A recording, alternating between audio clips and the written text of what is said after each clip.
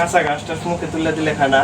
হাতের মুখে দেয় ও জানা দিছিলেন তো দেয় খাইবে আর একসঙ্গে না আজকে বেশি খাইলে একসঙ্গে ভালো মনে হলে ফ্যান খাই একটু তারপর খাইলে পরে ওই করে গাছ দিয়ে গেছে দেখা খাইলো দেখা খেয়ে মুখে দেয় যেমবা। প্রিয় খামারি ভাইরা, এখানে যে গরুটি দেখতে পাচ্ছেন এটা হচ্ছে এলএসডি, লাম্পি স্কিন ডিজিজ রোগে রোগাক্রান্ত। যাই হোক, এখানে দেখতে পাচ্ছেন তার শরীরে নোডিউল মানে দানা দানা তৈরি হয়েছে। এবং আপনার খামারে যখন এরকম সমস্যা হয় অবশ্যই একজন ভেটেরিনারি ডাক্তার মোতাবেক চিকিৎসা নেবেন। মাঝে মধ্যেই যে এখানে দেখতে পাচ্ছেন যে এরকম ফুলে যায় বা পুরো বডি হোল বডি এরকম হয়ে যায়। যাই হোক, আপনার খামারে যখন এরকম সমস্যা হবে অবশ্যই দ্রুত চিকিৎসা নেবেন এবং সঠিক চিকিৎসা নেবেন।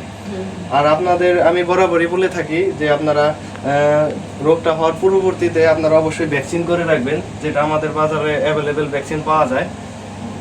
সেজন্য আপনার খামারের যত্ন যদি আপনি সঠিকভাবে না নেন অবশ্যই আপনাদের খামারের মানে রোগ বলেন বিভিন্ন রোগে রোগাক্রান্ত হবে।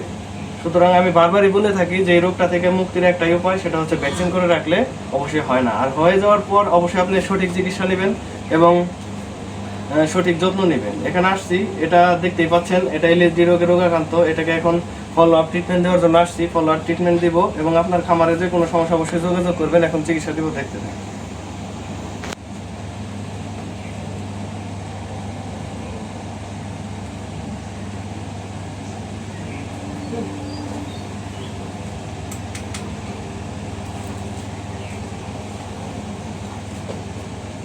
শুই মুই কিছু দেয় না।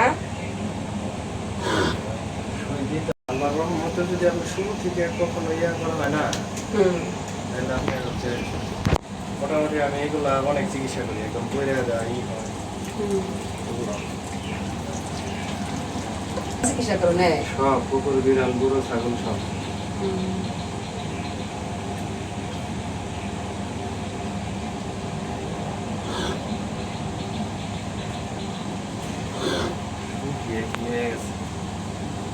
একজনে মনে করে কথা কয় ডাক্তারি হচ্ছে কাজ, মুখের কথা না।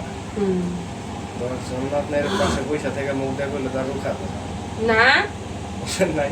আমার কিছু বদনাম করবো, গুটা বদনাম করে লাভ নাই। রোগ যদি ঠিক হয় বদনাম করে লাভ আছে কি? আমার তো বাসুর দুইবার কি হয়েছে অসুখ হয়েছে, তুমি তো চাইছিলে হাতের হাতে ইয়েগুলো ভালো এগুলো দুইবার আইছিলে না? তখন যে রোগগুলো হয়েছিল এটা সব থেকে জটিল। হ্যাঁ হ্যাঁ, এটা জটিল, এটা তো জটিল হাতের হাতে এটা জটিল অসুখ। আস্তে আস্তে ভালো নাইজের উঠছি।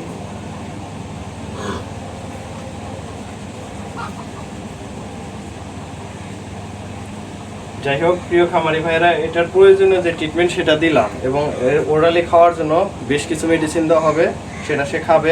আশা করি ধীরে ধীরে সে তার রোগ থেকে সে মুক্তি পাবে এবং ওর জন্য অবশ্যই দোয়া রাখবেন এবং আপনার খামারে যে কোনো সমস্যায় অবশ্যই যোগাযোগ করবেন। ধন্যবাদ।